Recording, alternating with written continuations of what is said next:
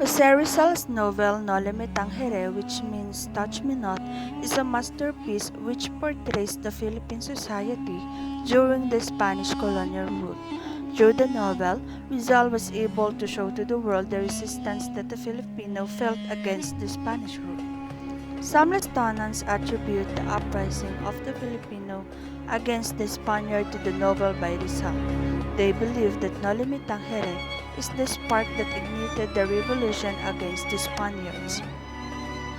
Noli Me Tangere is an 1887 novel by Filipino writer and activist Jose Rizal published during the Spanish colonial period of the Philippines.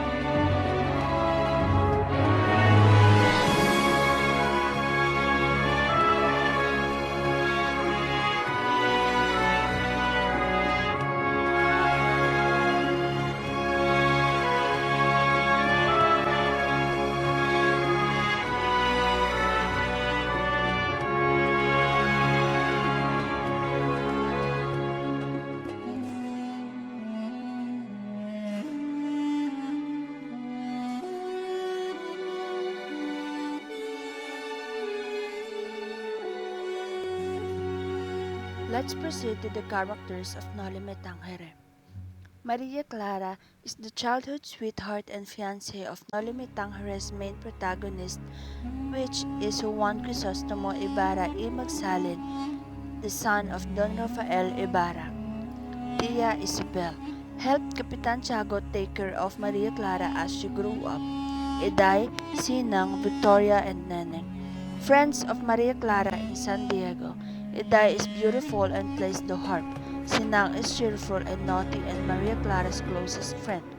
Victoria is Sinang's strict elder cousin, while Neneng is quiet and shy. Anden, foster sister of Maria Clara who cooks well. She is the caretaker of Capitan Tiago's house in San Diego. Doña Pia Alba, the mother of Maria Clara and wife of Capitan Tiago. She died after giving childbirth to Maria Clara. Capitana Tika and Capitan Basilio, the mother and father of Sinang. Capitan Batilio is not the same as Basilio. Albino, ex-seminarian who became the disillusioned with the Catholic Church, also the admirer of Victoria, Crispin and Basilio, children of Sisa and were the sacristan and server of San Diego Church. Padre Salvi, he replaced Padre Damaso. Padre Sibila, a domination priest and former teacher, who was also a teacher of Ibarra and very helpful to Padre Damaso in times of anomalous ahead, and wears golden glasses.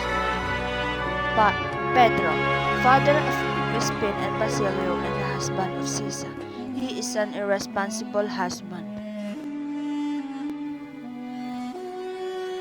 Crisostomo Ibarra, mixed race heir of a wealthy clan, returning home after 7 years in Europe. Striving for reforms, he is confronted by an abusive ecclesiastical hierarchy and the Spanish civil administration by turns indifferent and cruel. The death of Ibarra's father, Don Rafael, prior to his homecoming and the refusal of a Catholic burial by Padre Damaso, the parish priest, provokes Ibarra into hating the priest, for which Ibarra is excommunicated. The decree is rescinded, however, when the Governor General intervenes. Sisa was a woman living in San Diego and the mother of Basilio and Crispin. After both of her sons went missing, Sisa went insane, wandering around town while searching for them. The friar and his successor, Padre Salvi, embody the rotten instinct of the clergy. Their tangled feelings, one paternal, the other carnal for Maria Clara, Ibarra's sweetheart and rich Capitan Tiago's beautiful daughter, still their determination to spoil Ibarra's plan for school. The town philosopher Tassio Riley notes similar past attempts have failed, and his strange commentary makes clear that all colonial masters fears that an enlightened people will throw off the yoke of oppression. Ibarra debates with the mysterious Elias, with whose life is intertwined. The privileged Ibarra favors peaceful means while Elias, who has suffered injustice at the hands of the authorities, believes violence is the only option. Ibarra's enemies, particularly Salvi, implicate him in a fake insurrection through the evidence against him is weak. Maria Clara betrays him to protect a dark family secret, public exposure of which would be ruinous. Ibarra escapes from prison with Elias' help and confronts her. She explains why. Ibarra forgives her and he and Elias flee to the lake. But chased by the Guardia Civil, one dies while the other survives. Convinced Ibarra's dead, Maria Clara enters the nunnery, refusing a marriage arranged by Padre Damaso. Her unhappy fate and that one of the memorable Sisa, driven mad by the fate of her son, symbolized the counter condition at once beautiful and miserable. The moral lesson of this novel is seeking justice should be placed on the hands of the authorities and not on the hands of the one seeking it. True, there is always a connotation that justice is not easily obtained, especially by those who lack influence and money, too, or the so-called poor. However, there is also a belief that justice may not be served in this life, but God is not idle and He will give men the things they deserve, whether it be for good or for the results of the wrongs they have done. Just like what had happened with Crisostomo Ibarra, who wanted to seek revenge for his father since he had learned from Captain Guevara that his father's remains was thrown in the river after the sepulture admits that Father Damaso had commanded him to move the dead body of the Don towards the Chinese cemetery. Anger and pity had overcome Ibarra that he wanted the priest to also suffer. And as much as he wanted to build an image that would change the impressions of being herehe and filibustero that were attached to his father's reputation.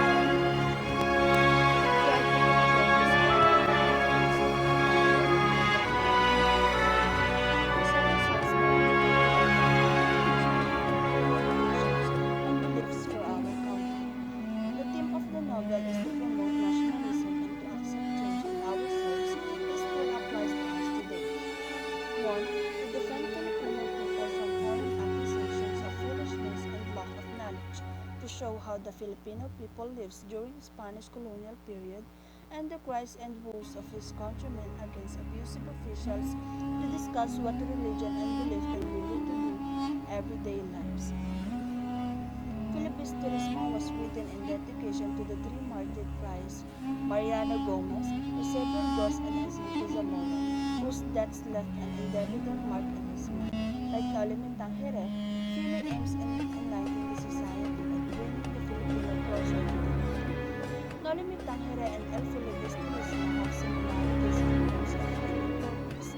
Both aim to enlighten the Filipinos on what is happening in the country.